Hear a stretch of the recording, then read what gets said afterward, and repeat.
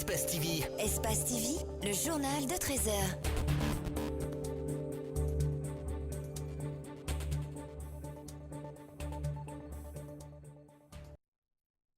Merci de nous choisir pour vous informer les titres de l'actualité de ce lundi. La CENI n'est décidément pas prête à proroger l'opération de révision des listes électorales. L'enrôlement prend fin ce lundi ici en Guinée dans les 20 ambassades guinéennes concernées par les législatives. Plus que quelques jours avant les fêtes de fin d'année dans les régions ostréicoles, c'est l'effervescence, notamment à Cancale dans la baie du Mont-Saint-Michel. Bienvenue à tous.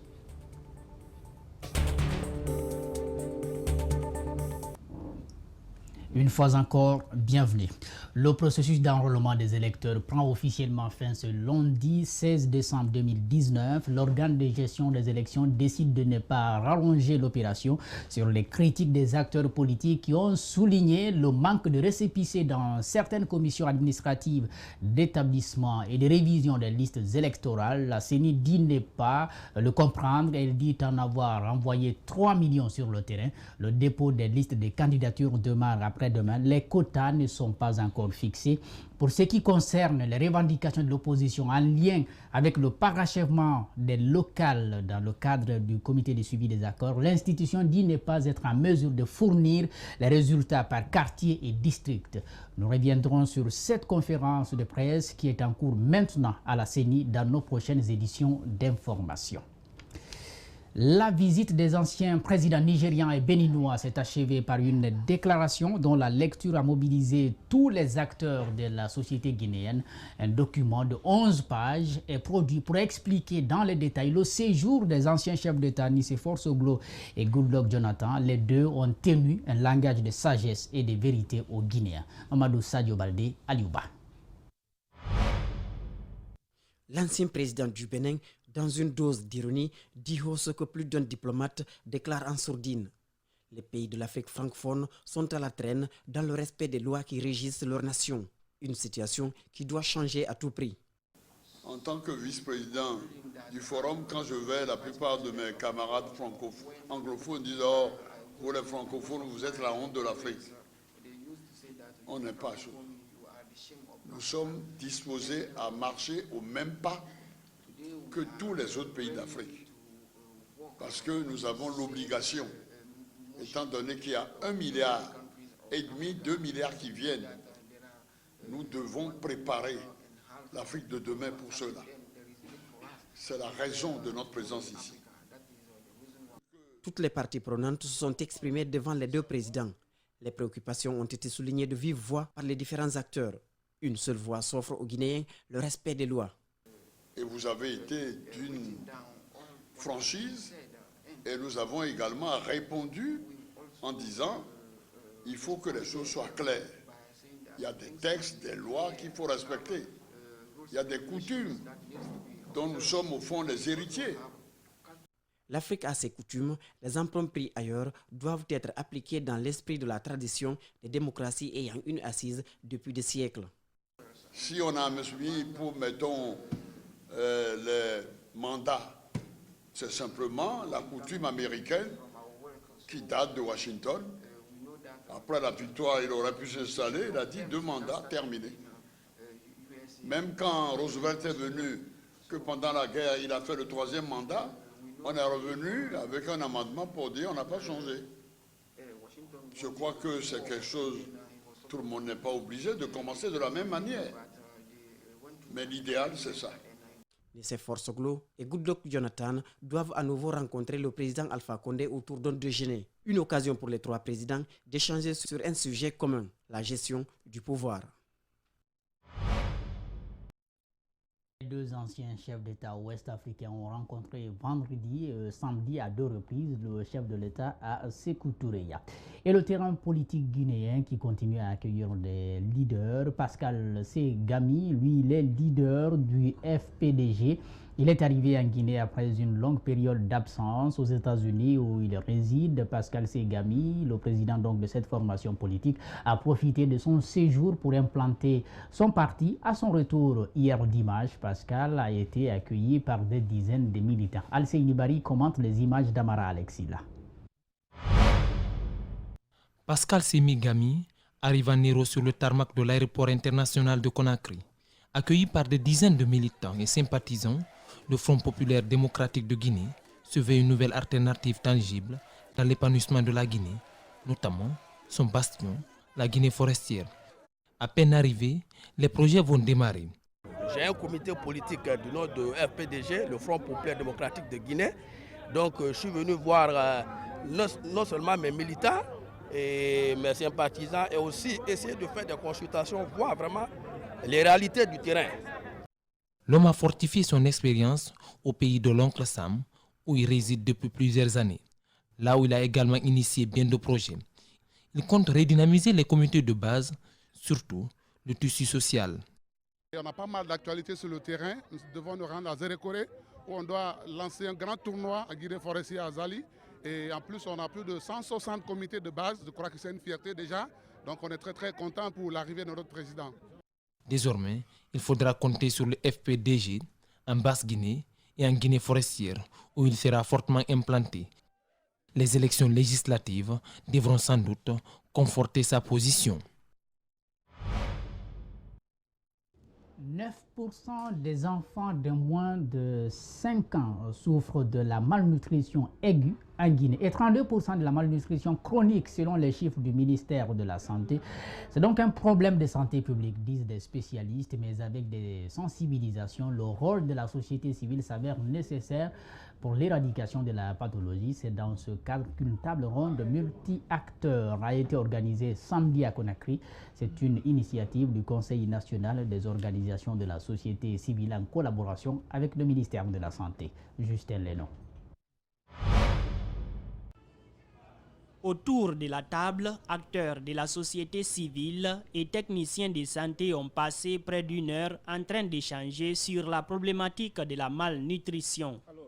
Ils ont posé le problème avant de penser aux pistes de solutions, surtout avec l'apport de la société civile. En fait, cette initiative vient du fait que la malnutrition constitue l'un des problèmes de santé majeurs en République de Guinée. Et cette malnutrition est prise en charge par le gouvernement qui est appuyé par ses partenaires. C'est pour cela que cette synergie entre acteurs sociaux et sanitaires contre la malnutrition est plus que jamais nécessaire, a indiqué le chef de division alimentation et nutrition au ministère de la Santé en se félicitant de l'initiative. Parce que, poursuit-il, la situation de la maladie telle qu'elle se présente aujourd'hui en Guinée est préoccupante. Oui, il y a plusieurs facteurs, parce qu'en fait, puisqu'il y a plusieurs types de malnutrition, parce qu'il y a l'insuffisance pondérale, la malnutrition aiguë et aussi la malnutrition chronique. Donc chaque type de malnutrition a des méthodes pour remédier à cela. Mais cela, d'abord il faut une disponibilité des aliments, mais aussi l'accessibilité de la population aux aliments et l'utilisation. Le taux est élevé, mais la tendance peut être inversée. Les acteurs sociaux peuvent beaucoup y contribuer selon les participants. Nous savons que la nutrition est la base de la santé. Et pour un enfant qui est bien nourri, c'est un enfant qui a une capacité de développer son intelligence et développer aussi sa capacité physique. Conakry a abrité le coup d'envoi de la table ronde. Elle va s'étendre aux autres régions du pays. L'abbé pour parler éducation, l'école primaire des Boloko, où Samori Touré, l'une des toutes premières dans la région, vient de bénéficier d'une bibliothèque qui a été officiellement remise aux bénéficiaires, qui sont les autorités de l'éducation. La construction et l'équipement de l'édifice sont estimés à hauteur de 75 millions de francs guinéens sous la coordination du chef de quartier des Dogora, dont la bibliothèque porte le nom El Hadj Mokhtar Kalan Diallo. Alpha Ousmane Ba. Sous la coordination du président du conseil de quartier de Dongora, El Hadj Mokhtar Kalan Diallo, l'école primaire de Boloko est désormais dotée d'une bibliothèque. Une initiative accueillie à bras ouverts par les habitants du quartier Dongora. C'est un rêve qui se réalise par rapport à l'école où j'ai étudié et j'ai grandi. Et vraiment, c'est une portée vraiment que je ne peux pas vous décrire parce que c'est un temple du savoir et c'est pour une première fois que nous avons une bibliothèque dans une école. Le coût global des travaux de la bibliothèque est de 75 millions de francs guinéens. C'est cette enveloppe que la BICIGI nous a offert pour la réalisation de ces travaux. Et les travaux ont été réalisés pendant une période de 6 mois. Les autorités de l'éducation de l'Abbé qui ont pris part à l'inauguration de la bibliothèque saluent une telle idée en tant que principal bénéficiaire. La bibliothèque recèle bien d'ouvrages pour maîtres et élèves. Mais aujourd'hui, je suis très émerveillée parce que j'ai eu un édifice qui va renforcer les compétences, les capacités de mes enseignants et mes élèves par rapport à la lecture. Elle est pour toutes les écoles de la zone et même de la préfecture. La construction de la bibliothèque a été financée par la BICIGI à hauteur de 75 millions de nos francs. En fait, c'est dans le cadre de l'engagement de la BICIGI pour accompagner les projets sociaux des collaborateurs. Donc c'est avec une grande fierté aujourd'hui que je parle au nom de la BICIGI pour parler de l'inauguration de cette bibliothèque qui nous fait vraiment beaucoup de fierté. Après la remise officielle de la bibliothèque aux bénéficiaires qui porte le nom d'Elhadj Mouktar Kalan Diallo, l'occasion a été mise à profit pour inaugurer le siège du bureau de quartier Dongora. Absent du pays, un vibrant hommage a été rendu à Elhadj Mouktar Kalan Diallo, qui depuis son arrivée à la tête de Dongora, le quartier connaît une certaine avancée. La première et la deuxième promotion de l'Institut professionnel Cardinal Robert Sarah ont reçu leur diplôme de fin de cycle le week-end à Symphonia. Un moment mis à profit par leurs représentants pour saluer les encadreurs après 3 années de dur labeur. Ces derniers promettent de les appuyer dans la quête de leur emploi. Djibril Ba, Mohamed Aloussen Kamara. Un jour inoubliable pour les étudiants de Carosa. Entre congratulations et satisfaction, ils reçoivent devant leurs parents leur satisfaction après quelques années d'études. Ce moment est aussi pour eux le début d'une autre étape de la vie. Nous ne pouvons pas terminer sans laisser un message à nos amis, à nos frères, en situation de classe encore, de se soumettre aux enseignants, à la direction, de les écouter et de travailler dur pour maintenir ces flambeaux de réussite déjà entamés et nous dépasser même. La quête de l'emploi étant un défi à relever, les responsables de l'Institut supérieur professionnel Cardinal Robert Sarah ne cessent donc de les rappeler. Chers diplômés, sachez qu'à partir d'aujourd'hui, de nouveaux défis vous attendent. Vous ferez face désormais à une nouvelle vie, celle d'un combat qui vous mènera à un emploi décent dans un environnement de plus en plus concurrentiel où seules les compétences prévalent.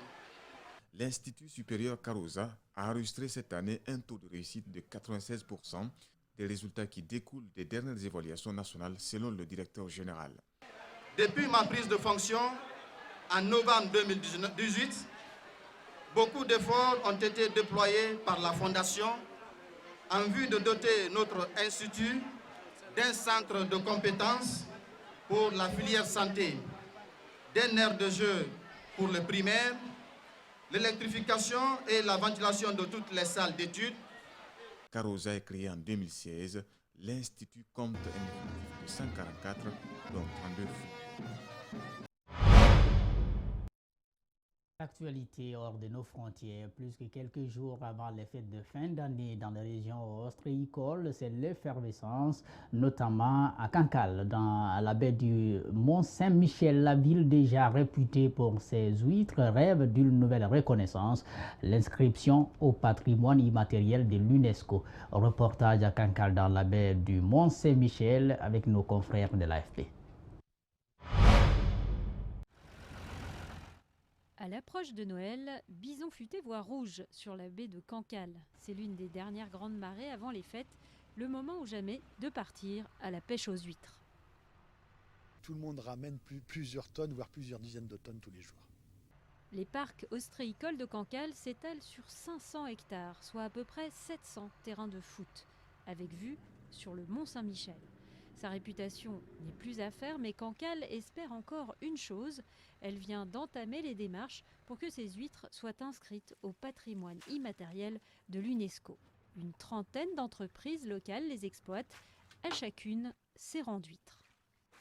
Là, on était en train de chercher les bons rangs d'huîtres à relever là, pour Noël, puisque comme ça n'a pas poussé au printemps, eh ben, il y a des rangs qui devaient être bons en ce moment et qui ne sont pas bons. Donc il faut attendre et qu'on ne récupérera qu'au printemps prochain. Car au printemps dernier, il n'a pas assez plu en Bretagne. Or, paradoxalement, les huîtres ont aussi besoin d'eau douce pour pousser. Au printemps, quand vous allez commencer à voir les premiers bourgeons arriver, les huîtres vont commencer aussi à pousser.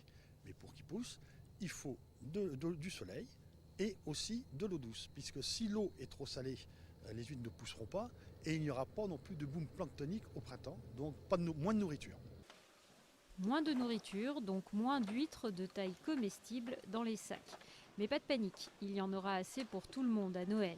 Ici, la tradition veut qu'on les déguste sur le port, presque les pieds dans l'eau. La spécialité de Cancale, c'est l'huître plate, par opposition à la creuse. Les amateurs ne s'y trompent pas. La plate va être beaucoup plus ferme, plus croquante sous la dent, avec ce goût de noisette inimitable. Et la creuse, que tout le monde connaît, qui a son caractère aussi, mais différente. La France reste le premier producteur européen d'huîtres et le premier consommateur aussi. On en mange en moyenne 2 kilos par an et par habitant. La COP25 à Madrid s'achève sans être à la hauteur de l'urgence climatique, adoptant un accord à minima sans s'entendre sur des points essentiels en raison des réticences de certains États.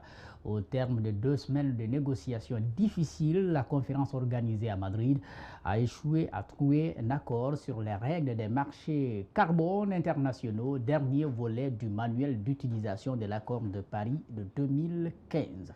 Voilà qui met fin à cette édition d'information. Merci à tous et à toutes de l'avoir suivi. Prochain contact avec l'actualité chez nous, c'est à 20h et 22h. D'ici là, nous vous souhaitons du plaisir en compagnie des programmes d'Espace TV, les meilleurs.